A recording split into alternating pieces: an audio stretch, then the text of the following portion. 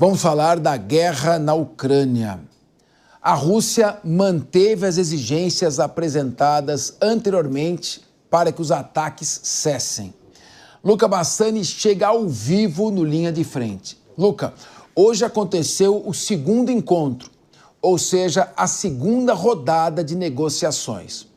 Quais seriam as exigências que a Rússia fez para parar com os ataques?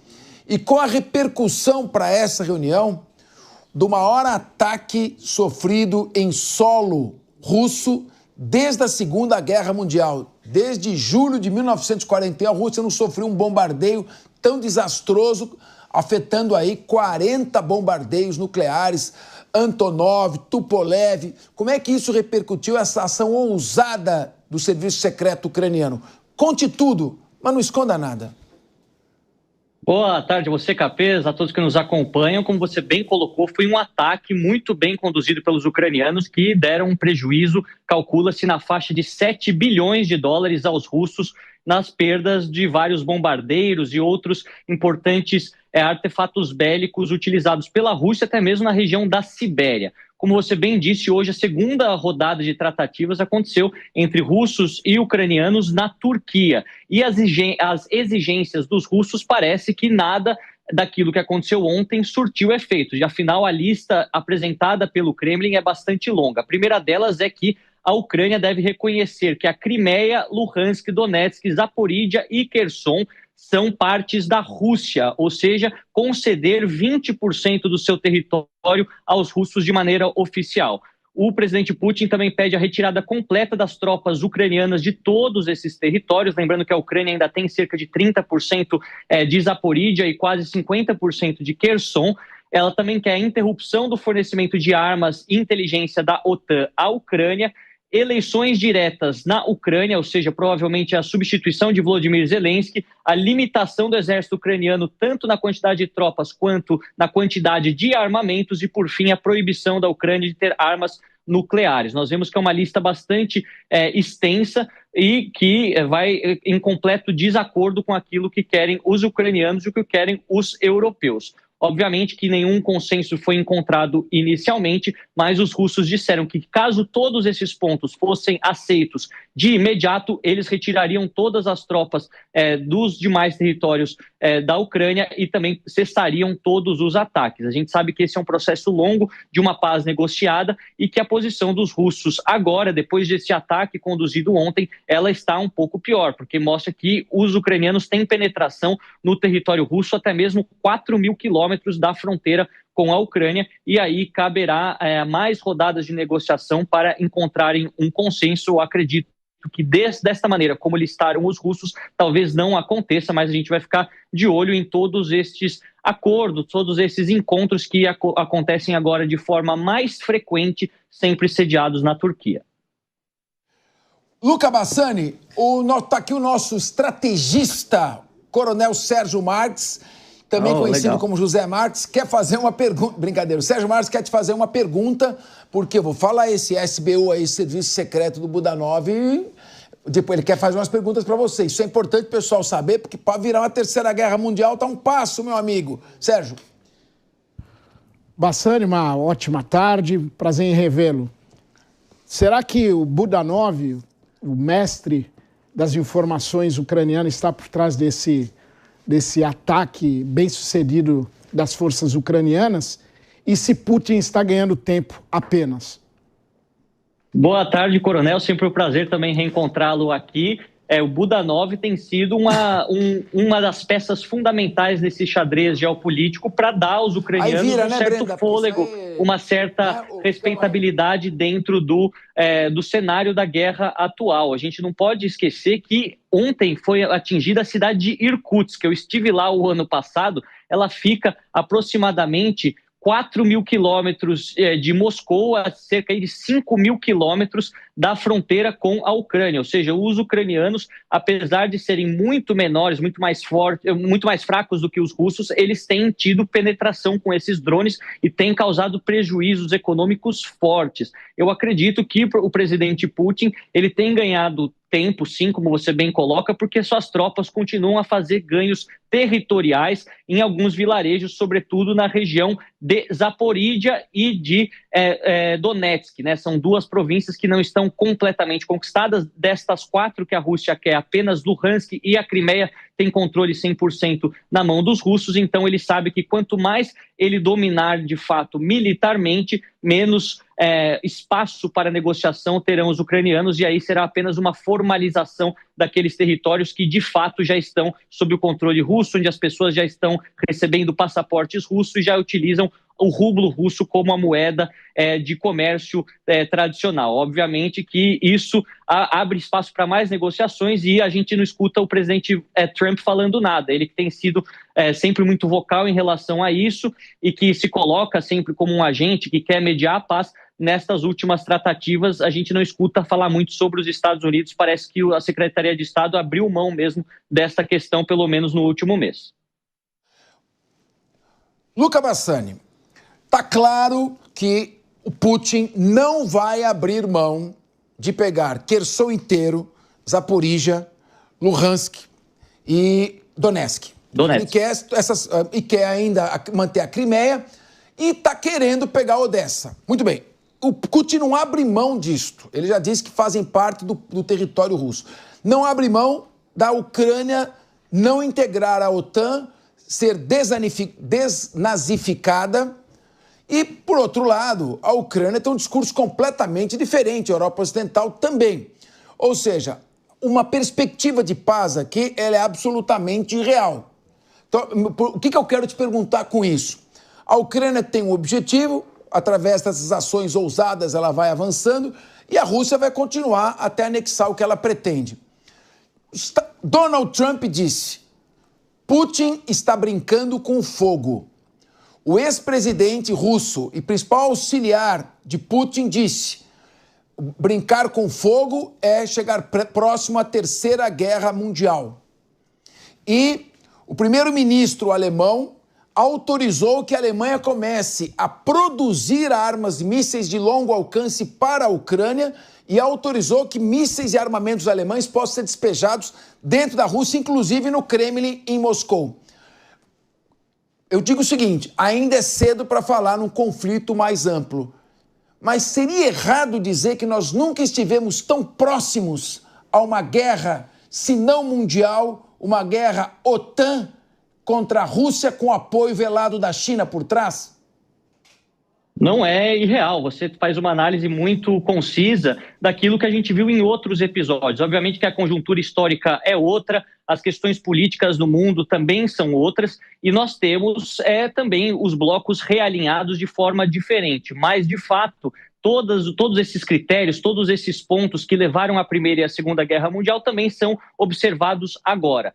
O importante é mencionar que, ao contrário da Primeira Guerra Mundial, antes de 1914, e a Segunda Guerra Mundial, 1939, nós temos um amplo aparato diplomático, várias instituições multilaterais e internacionais que servem exatamente para dissuadir outros países de se engajarem militarmente em um conflito que significaria a morte de dezenas de milhões de pessoas, assim como foi a Segunda Guerra Mundial. Mas a gente vê que a retórica ela é belicosa, seja pelo Ocidente, seja pelo lado russo, seja pelo lado iraniano, seja pelo lado de qualquer outro desses conflitos regionais que nós temos no mundo atualmente. Eu acredito que muito disso atravessa a retórica da guerra. Você não pode mostrar fraqueza, não é só porque Friedrich Merz, o chanceler da Alemanha, diz que vai liberar estes foguetes de longo alcance para a Ucrânia, que ele vai conceder. Isso tudo precisa de um processo legislativo, da aprovação dos ministérios, do Bundestag alemão. Acredito que não seja tão fácil assim, mas não pode demonstrar fraqueza, não pode mostrar leniência, vamos aceitar, a Rússia faz o que bem quer. É preciso também, na guerra das narrativas, da guerra midiática, se impor, assim como se impôs Vladimir Putin, e tem conseguido também atrair uma série de pessoas que apoiam a causa russa, até mesmo dentro do Brasil. Eu acredito que é importante a gente olhar com sobriedade, mas você não está errado em pensar que a conjuntura empurra para um conflito em larga escala e esperamos que isso não aconteça. Luca, fica com a gente, nós vamos debater um pouco esse tema que é fundamental. Coronel Sérgio Marques, por que nós estamos insistindo num assunto que está lá longe, na Ucrânia, mais de 10 mil quilômetros aqui do Brasil, porque isso pode escalar para um conflito. E aí eu pergunto a você, na crise dos mísseis de Cuba, quando o Nikita Khrushchev, que era o presidente do secretário-geral do Partido Comunista, autorizou a colocação de mísseis de médio alcance em Cuba, voltados diretamente para os Estados Unidos, por que o mundo esteve à beira de uma guerra mundial? Porque os Estados Unidos iriam invadir Cuba, em retaliação, a União Soviética invadiria Berlim Ocidental e aí começaria essa guerra. Em outras palavras, a Terceira Guerra Mundial em 62 começaria dentro de Berlim. Novamente, Berlim está no centro, no epicentro desta crise. A minha pergunta é, imaginemos que um míssil fabricado pela Alemanha, o Budanov, que é o chefe do SBU, que é o Serviço Secreto Ucraniano, não tem nada a perder. A guerra da Ucrânia está perdida. Para ele jogar um míssil alemão dentro do Kremlin e cair por ali, a retaliação seria diretamente na cidade de Berlim. Uma guerra nuclear, há 30 anos atrás, mataria 600 milhões de pessoas. Hoje, as bombas são muito mais poderosas. Como é que você vê esse desenrolar? Porque o nosso espectador está falando o seguinte, espera um pouquinho, o assunto não está tão longe assim não. Está começando a ficar perigoso, está começando a chegar perto da gente. Bom, só para começar, o armamento nuclear existente hoje no planeta consegue destruir o planeta Terra 16 vezes. Basta uma vez, mas ele consegue destruir 16 vezes. Agora, disso tudo que você falou, Capês, soma-se a isso, sábado agora, o secretário da Defesa americano, ele esteve em Singapura, ele fez um discurso longo e absolutamente bélico. Ele disse, em poucas palavras, o seguinte, olha, China, se você invadir Taiwan, isso terá consequências terríveis. Da mesma maneira que ele falou, inclusive, dizendo que a Europa está aumentando, está se militarizando, então, enquanto a Europa está se militarizando, tendo o problema do urso russo ali do lado, ele falou, olha, vocês países aqui do Sudeste Asiático, né? Japão, Coreia do Sul, Malásia, Brunei, Vietnã, vocês também precisam se armar porque vocês têm um país aqui ao lado, que é a China, dando nome precisamente à China, dizendo que a China, ela vai atentar contra aqueles estados ali no limítrofe do chamado China Meridional, do mar da China Meridional, que é o sul da China.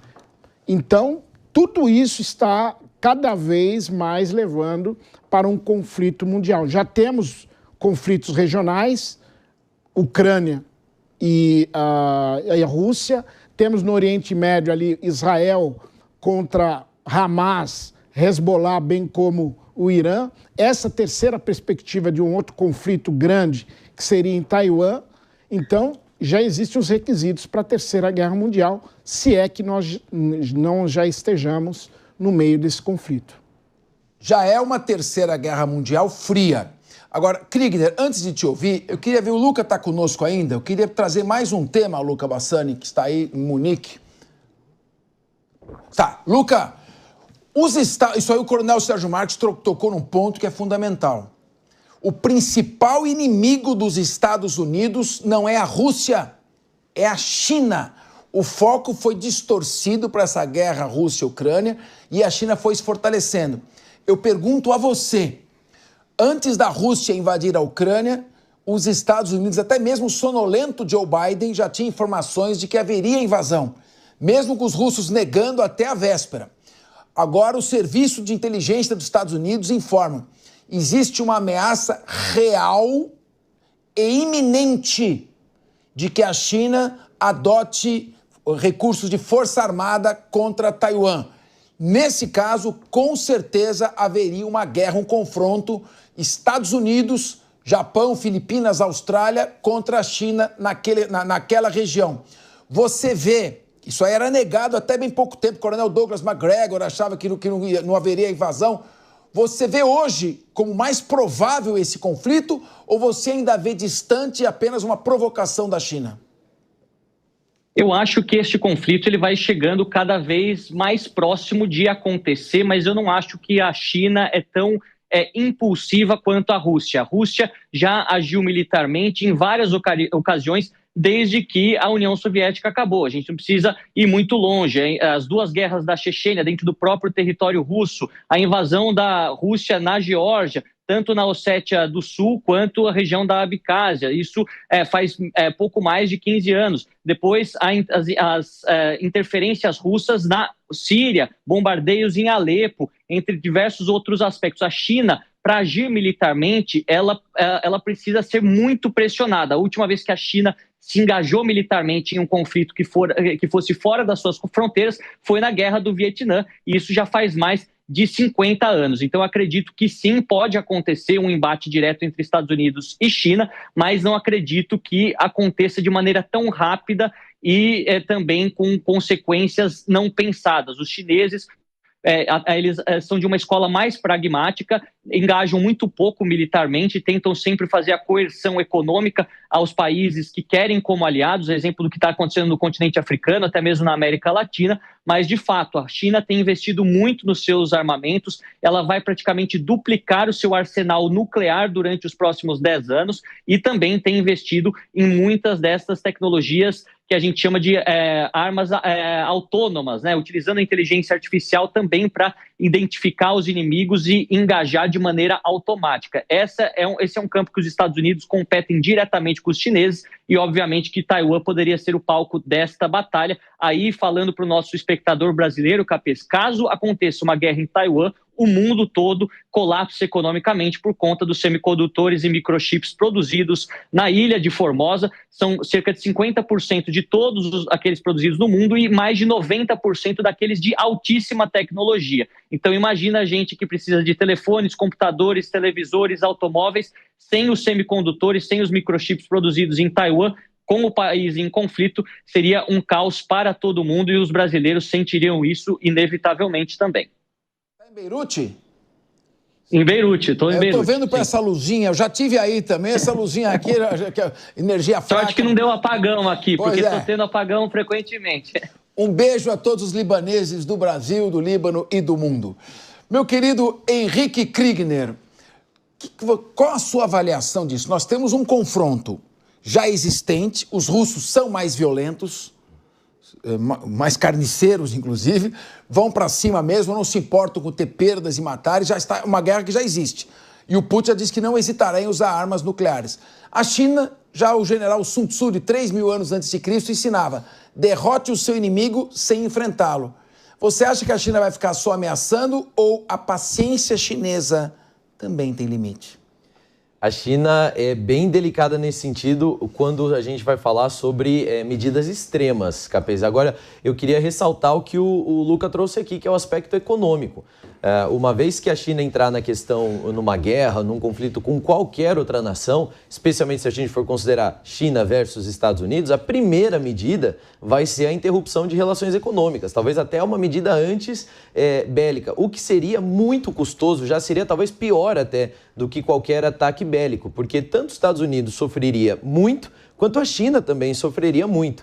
Então, economicamente, esse conflito não é viável. Talvez o que segura essa escalada para um conflito bélico entre China e Estados Unidos direto, né, falando aí diretamente, é justamente a relação econômica, comprovando a teoria aí de muitos teóricos das relações internacionais que vão dizer que o livre mercado, na verdade, as relações econômicas são a melhor maneira de se manter a paz no sistema internacional. Então, acho que esse é o ponto que a gente precisa considerar, é a relação comercial. Quanto mais frágil já está essa relação comercial, também inversamente proporcional é a crescida aí de um potencial de risco de um conflito bélico. Bom, o Henrique Kriegner tocou num ponto fundamental. Meu querido Felipe Monteiro, é o bolso aqui do brasileiro. Os Estados Unidos se desindustrializaram porque eles conseguem fazer uma nota de $100 gastando $1, que só tem que imprimir a nota, e compram $100 de mercadoria. Com isso, é mais barato fazer o mundo inteiro produzir para eles do que eles terem suas próprias indústrias. Numa eventual guerra com a China vai imediatamente interromper o fornecimento de produtos para os Estados Unidos. que não mais os produzem. E, além disso, a China tem 800 bilhões de dólares em C-bonds, que são letras do Tesouro americano, que não sei como é que fica, os Estados Unidos iam congelar ou não isso. Como é que você vê as repercussões econômicas dessa guerra entre o mar americano e o rochedo chinês? Sobra para o cascalho brasileiro? Não, claro, uma guerra entre a China e os Estados Unidos seria uma coisa muito triste para o mundo todo, né? E, obviamente, ia influenciar a economia. Mas eu não acho que, se a China invadir Taiwan, que é o maior centro de distribuição e fabricação de semicondutores, né? Iria ter uma terceira guerra mundial, os Estados Unidos iriam entrar junto com o Japão e outros países contra a China. Pelo contrário, eu acho que já está precificado a possibilidade da China invadir Taiwan, não é? Tanto é que vários momentos você vê que os Estados Unidos acenaram para empresas de Taiwan para ter a fábrica de semicondutores nos Estados Unidos. Então, um dos movimentos que o Trump fez e o Biden iniciou a fazer também com o Reduction Inflation Act, né, para investir mais de 600 bilhões de reais em tecnologia, né? A ideia por trás disso estava exatamente ter a fábrica e a indústria de semicondutores nos Estados Unidos, exatamente para tirar a dependência de Taiwan. E a China, como bem disse aqui o Lucas Bassani, ela só age quando tem certeza absoluta de um resultado, né? Foi assim, historicamente, o tempo inteiro na China. Então, não acho que ela vai atuar contra Taiwan, para ocupar Taiwan, de modo a resultar numa terceira guerra mundial. Na minha opinião, a terceira guerra mundial está muito mais próxima da Europa do que na China e dos Estados Unidos. Quando você vê, por exemplo, na União Europeia aumentando o investimento em segurança,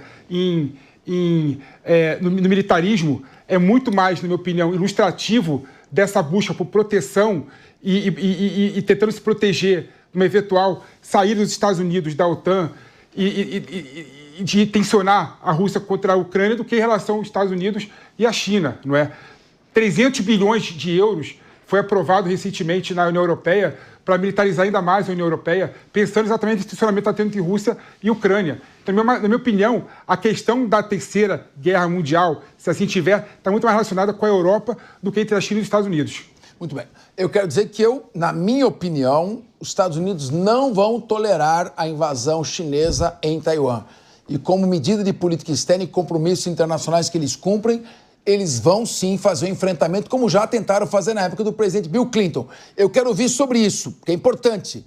Uma guerra Estados Unidos-China bate aqui direto. Eu queria ouvir o Sérgio Marques e depois, rapidamente, para a gente poder dar tempo de ouvir também o Luca Bassani. Os Estados Unidos vai retalhar a China ou vai engolir?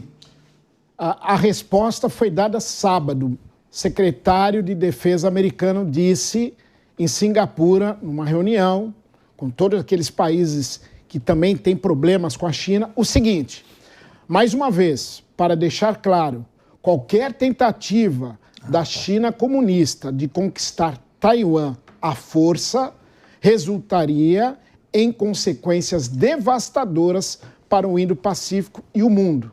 Não há motivo para amenizar a situação. A ameaça que a China representa é real.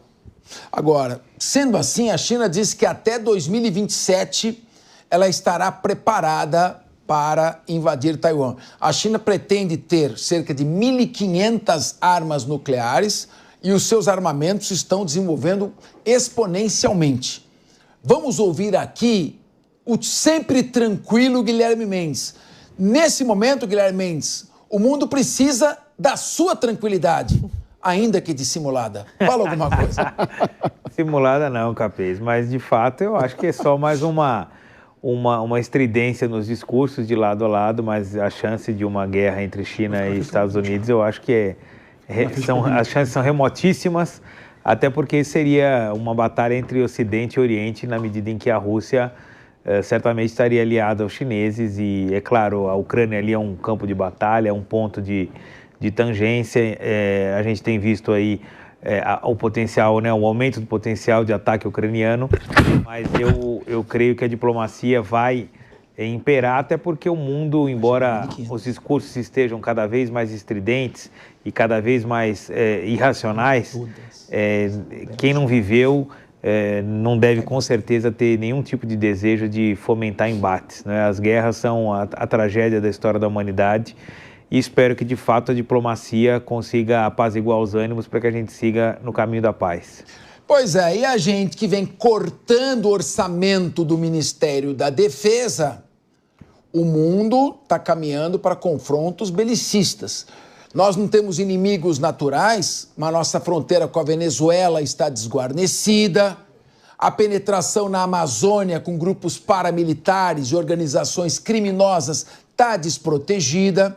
Qualquer embarcação americana, da Marinha Americana, se parar ali na foz do Amazonas, para completamente, domina o Brasil. Você parando em 2 portos, parando em Rio de Janeiro e Foz da Amazonas, você já domina o Brasil. Então, é preciso aproveitar a oportunidade e investir também na produção de armamentos bélicos, que o Brasil sempre foi fornecedor para o mundo. A nossa inteligência operacional sempre, infelizmente, está sendo deixada de lado.